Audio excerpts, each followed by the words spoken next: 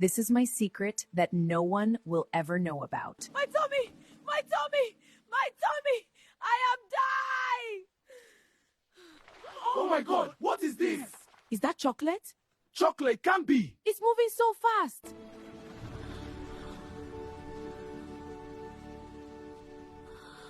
Did you see the new woman? Yes, they say she bathes in chocolate. And chocolate flows from her door at night. Impossible, we must see this.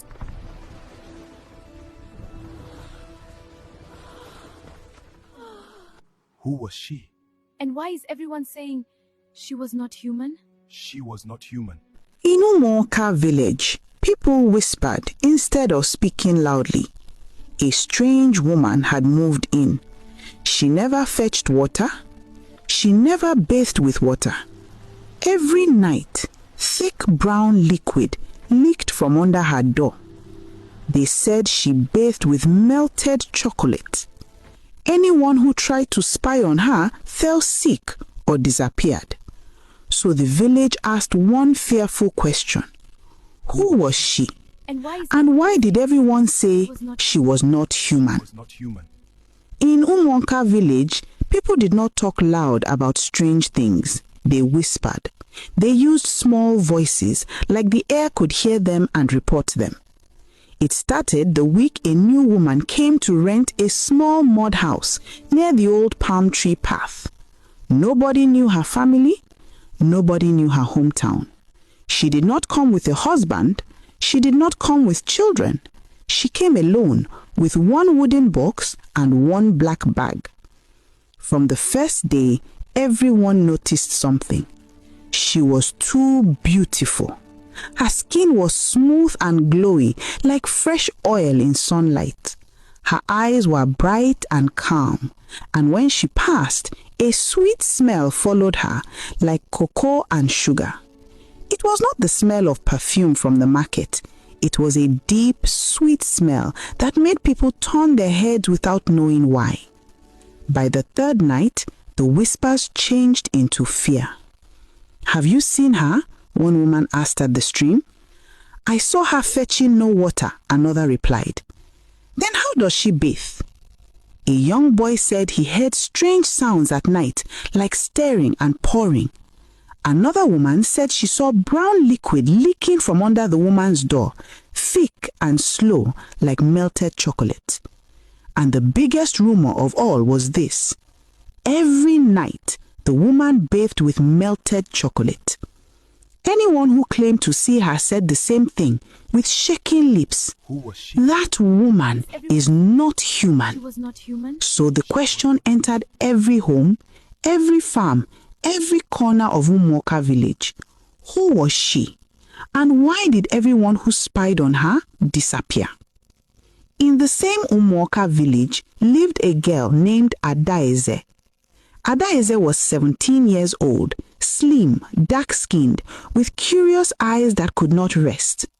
If a goat jumped a fence, Adaeze wanted to know why. If a stranger passed the road, Adaeze wanted to know where the person was going. Her mother always warned her, "Adaeze, curiosity is like fire. If you hold it too long, it will burn you," her mother would say.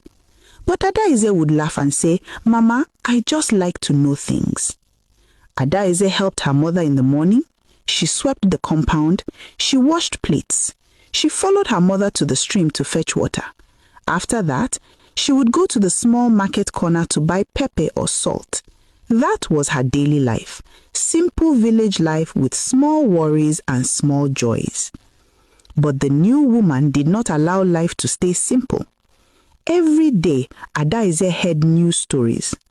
"Her feet do not touch the ground," a woman said. No, I saw her footprints, but they were strange, like a bird's feet." A group of men claimed they saw her buying only two things in the market: cocoa powder and sugar. She did not buy soap. She did not buy sponge. She did not buy water pots. She did not buy anything that showed she lived like a normal human being. At night, people noticed something again. The woman always locked her door before the moon rose. She did it early, as if she feared the night, but at the same time, the night looked like it belonged to her. Brown liquid would sometimes creep out from under her door. It did not spread far. It would dry up before morning, leaving a dark stain on the ground. Nobody wanted to talk to her. Nobody wanted to greet her too close. But Adaeze wanted to see with her own eyes. One evening, while Adaeze was returning from the stream, she saw the woman for the first time up close. The woman stood by her doorway holding a small cup. Her hair was long and dark, tied back neatly. Her wrapper was simple, but she wore it like a queen. When she turned and saw Adaeze, she did not frown or look angry. Instead, she smiled. "Good evening," the woman said. Her voice was soft, sweet, calm. Adaeze's throat became dry. She still managed to answer, "Good evening, ma." The woman looked at Adaeze's water pot and then at her face. "You are Adaeze," she said, as if she already knew her name. Adaeze blinked. "Yes, ma." The woman's eyes were kind. "You work hard," she said. "You help your mother." Adaeze felt a small cold fear in her chest. How did this woman know me? But the woman did not look like someone who wanted to harm her. Her smile looked real. "My name is Chiamaka," the woman said. "If you ever need anything, you can come." Then she stepped inside and closed her door. That night, Adaeze could not sleep well. Her mind kept turning. If Chiamaka was evil, why was she kind? If Chiamaka was not human, why did she speak like a human? The next day, something happened that made the whole village scream. A young man named Uche stole Chiamaka's bathing bowl. Uche was known to be a stubborn, proud man. He always thought he was smarter than others. When people warned him, he laughed. "I will prove it," Uche said. "I will show you all that she is just a normal woman doing nonsense to make people fear her." That night, Uche hid near Chiamaka's house. When the moon climbed high, he saw her carry a large bowl into the room. He heard stirring sounds again. Then a sweet smell filled the air, thicker than before. Uche waited. When the sound stopped, he moved fast like a thief. He entered the small backside of the house where the window was weak. He reached in and pulled out the bowl. The bowl was warm. Inside was brown liquid, thick, smooth, and shining. "Melted chocolate," Uche whispered, smiling. He ran away with it. In the morning, he brought the bowl to the village square to show everyone. "See," he shouted, "it is chocolate, ordinary chocolate." People gathered but stood far. Nobody wanted to touch it. The smell was too sweet, too heavy, like it was alive. Then something happened. Uche started to cough. At first, it was small coughs. Then it became deep coughs, like something was tearing his chest. His eyes turned red. His face became pale. He held his stomach and screamed, "My belly!" He fell down and rolled on the sand. Brown foam came out of his mouth. People shouted and stepped back. Some women started crying. Within minutes, Uche's whole body shook like a dry leaf in wind. His skin became hot. His lips turned dark. He tried to stand but could not. And then Uche stopped moving. Silence covered the village like heavy cloth. A man whispered, "She is not human." That day, nobody doubted the rumor again. But Adaeze's heart was not only full of fear, but also of confusion. Because later that same day, Chiamaka came out of her house and walked straight to Adaeze's compound. Adaeze's mother almost fainted. Chiamaka greeted politely and held out a small bag of food, rice, beans, and dry fish. "I saw you yesterday," Chiamaka said softly. "You looked tired. Please take this." Adaeze's mother refused with shaking hands. "No, ma, God forbid." But Adaeze stepped forward. She did not know why. Maybe it was her curiosity. Maybe it was the kindness in the woman's eyes. Adaeze collected the food. "Thank you," she said. Chiamaka smiled at her, and for the first time, Adaeze saw sadness behind the beauty. People fear what they don't understand, Chiamaka said. But you have a brave heart. Then she left. From that day, Adaeze felt pulled towards Chiamaka like a rope. Against her mother's warning, Adaeze started visiting Chiamaka in the evenings, always before night came. She would carry small things like plantain or groundnuts just to greet. Chiamaka always welcomed her. Inside the house, everything was neat and clean, but there was one strange thing.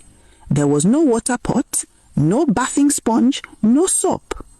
Only cocoa powder, sugar, and many small bottles filled with dark brown liquid.